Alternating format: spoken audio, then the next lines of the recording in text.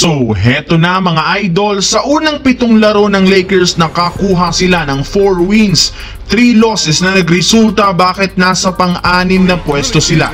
Dito nga po kitang-kita na hirap nang ipasok sa rotation si Bronny James at nababangko lamang ni Coach JJ Redick. Kaya kumalat ngayon sa social media ang usap-usapang bakit nga ba ayaw ilipat ng Lakers si Bronny sa G League. Tara't alamin natin yan at pag-usapan ng sinabi ni Ja Morant na tiwala siyang lumakas ang Memphis Grizzlies ngayon. Pero bago yan, please don't forget to hit the notification bell at mag-subscribe sa aking channel. Ang video ng ito ay hatid sa inyo ng 1xBet. Suportahan at manalo sa inyong paboritong kupunan sa NBA, PBA. Maaaring makakuha up to 12,000 cash bonus sa inyong first deposit gamit ang aking promo code. Pag tama ang prediction mo, panalo ka. Pindutin lamang ang link sa comment section at mag-register gamit ang iyong GCash account para makapag-cash in at cash out. Isang paalala, tumayama ako on stories ng responsable.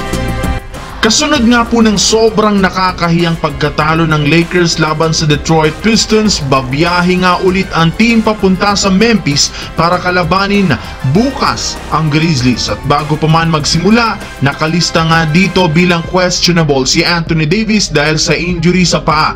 Nakalagay rin namang probable sina D'Angelo at Austin Reeves. Habang hindi pa rin naman dito makakapaglaro sina Christian Wood, Jared Vanderbilt, Jalen Hood-Schifino, Max Lewis, Quincy Olivari, Armel Traore na nasa G League ngayon. Tama nga ang inyong narinig, hindi pa rin naman kasali ang pangalan ni Bronny James sa mga players na maglalaro sa G League kahit man parati siyang binabangko at hindi pinapaglaro ni Coach JJ Redick. Ayaw pa rin naman nga siyang ilipat dito ni LeBron dahil maghihintay pa sila na matapos ang kanilang last road trip laban sa Memphis at makabalik sa Los Angeles bago ito gawin ng kanilang team. Samantala, speaking of Memphis, kahit man kagagaling pa lang ito sa talo laban sa Brooklyn Nets, hindi pa rin naman magiging madali para sa Lakers ang kanilang laban. Mismong si Ja Morant ang nagsabi at matapang sinabi sa media kumpara last season, mas lumakas nga daw ngayon ang kanilang lineup, sapat na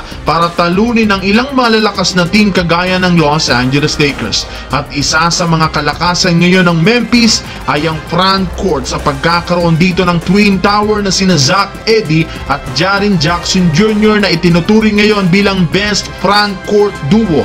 Parati nga itong dinodomina ang rebounding, block shots at points in paints kaya hindi nakapagtataka bakit sa tuwing nakakalaban ng mga teams ang Grizzlies, inihahanda nga po nila parati ang mga big man katulad ng ginagawa ngayon ng Lakers na tuluyan na nga po nilang pag-activate sa bagong sentro na si Christian Coloco para paghandaan si Zach Edey at ang posibleng hindi dito paglalaro ni Anthony Davis dahil sa injury.